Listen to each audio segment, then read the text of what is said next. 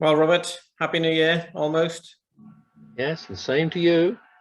You had a good 2021. Reasonably good, all things considered.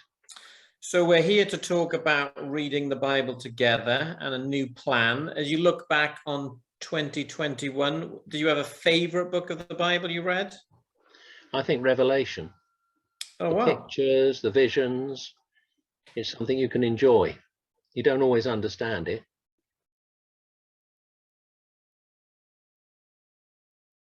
Well, as of January, we're starting on the second cycle of going through the Bible. If people have been reading it consistently since the scheme started in 3 years and 3 months, they've covered the complete scriptures. We're going to be doing it in a more chronological way than we have in the past.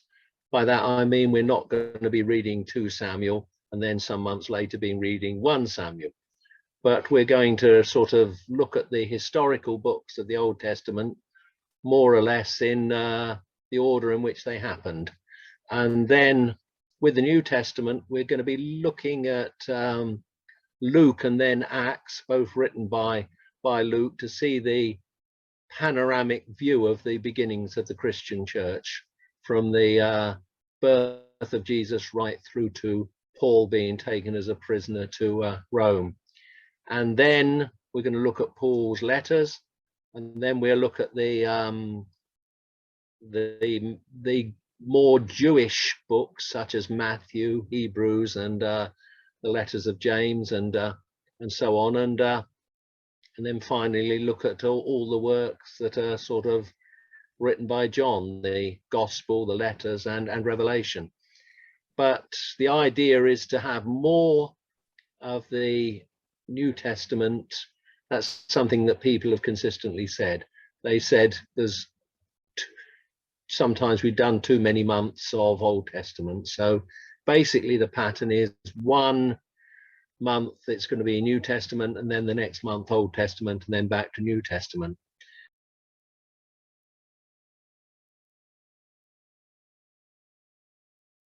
Well, it's a good time to start because the scheme is sort of beginning from a beginning, and we're bang in there with God's introduction to the Bible, the book of Genesis. All the foundational doctrines are presented there. It gives us a perspective. I would say it's not so much reading the Bible in order as reading the Bible in an orderly fashion. To read a particular section, I mean, the advantage of the scheme is it keeps you on task. I find when reading things on my own, be it the Bible or sort of secular books, you put it down and you start reading another bit. It does keep you on task. And okay. There are times when one gets quite carried away with reading something. I was converted at the end of November, and Christmas Day, I didn't get up and go to church. I sat in bed and read the book of Acts.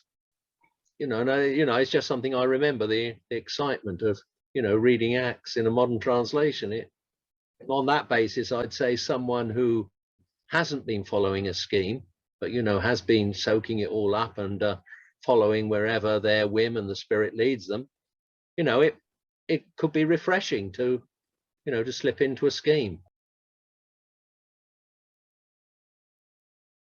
This is the word of God. This is the most important thing. There's some fantastic quote, which I can't remember the details of, from John Wesley, but he says something like, in effect, if there's a book that tells you the way to heaven, that tells you how you can be right with God, tells you how you can live your life, and it's written by the living God and communicated by his Spirit, you'd be a fool not to go and look there, wouldn't you? Well, it's a great advantage that everybody's on the same page. If you're stuck on, shall we say, something in Revelation or something in one of the minor prophets, it does help that everybody in the church is also in that area. And when it helps you, when he says, Pastor, what about so and so and such, we're all, we're doing the same thing. And I think it's very useful to have the Bible studies in the home groups on the theme that we're reading about. Yeah.